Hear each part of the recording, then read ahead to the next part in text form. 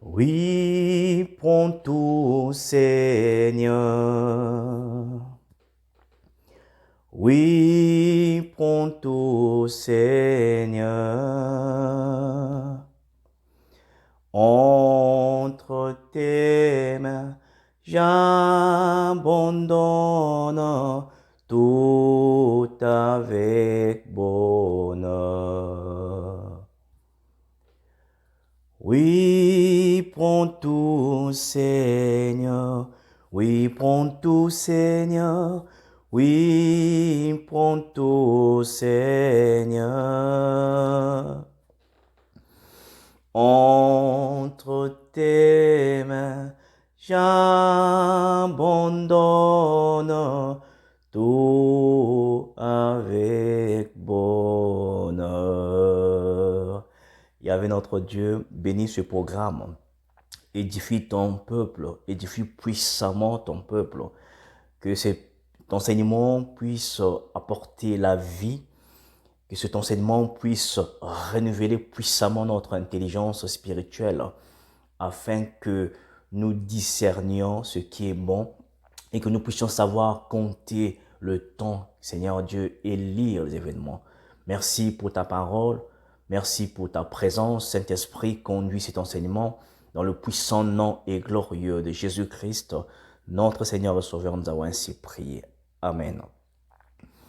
Je vous salue tous, chers frères et sœurs en Christ. Il m'a plu de porter ce message, cet enseignement pour édifier le peuple du Seigneur dans Impact Ministry. Nous savons que les temps deviennent aussi mauvais, tout comme la prophétie de Joël, le chapitre 2, verset 28, et tout comme Acte 2, 17, qui nous dit que dans les derniers jours, Dieu dit que je répondrai de mon esprit sur toute chair, vos fils et vos filles prophétiseront, les vieillards auront des songes et les jeunes auront des visions. Et nous voyons que cette parole est en train de s'accomplir. Nous sommes dans le boom de la prophétie. Nous sommes dans les temps où la prophétie est vraiment présente dans notre vie. Elle est présente à l'église, elle est présente partout là où on parle du nom de Dieu. Cependant, dans ce boom de la prophétie, comme je peux l'appeler, il y a aussi une sorte de cacophonie, il y a un désordre, il y a une confusion pas possible. Si bien que les enfants de Dieu, le peuple de Dieu est complètement perdu parce que il y a ceux qui profitent de cette opportunité, de ce boom de la prophétie pour évidemment tirer profit, mais alors avoir ce qu'on appelle de la motivation impure.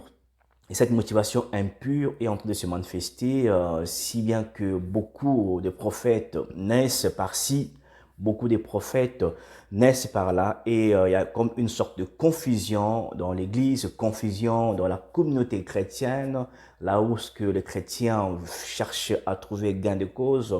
Malheureusement, à cause de cette confusion, le peuple du Seigneur semble être un peu égaré.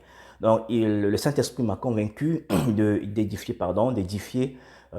d'apporter cette approche afin d'éclairer la lanterne. Si vous en connaissez déjà ce que je vais dire, gloire soit rendue à Dieu. Évidemment, je parlerai sur la différence entre les dons de prophétie et le ministère prophétique. Donc, je répète, je vais donc enseigner sur la différence entre les dons des prophéties et le ministère prophétique. C'est là où on trouve qu'il y a comme problème, il y a un souci majeur. Et dans cette prophétie de Joël, comme je l'ai dit, 2:28, qui est en train de s'accomplir, mais il y a une sorte de confusion, il y a un désordre qui règne. Donc, on va essayer un peu de recadrer par la grâce du Saint-Esprit afin d'apporter les informations qu'il faut.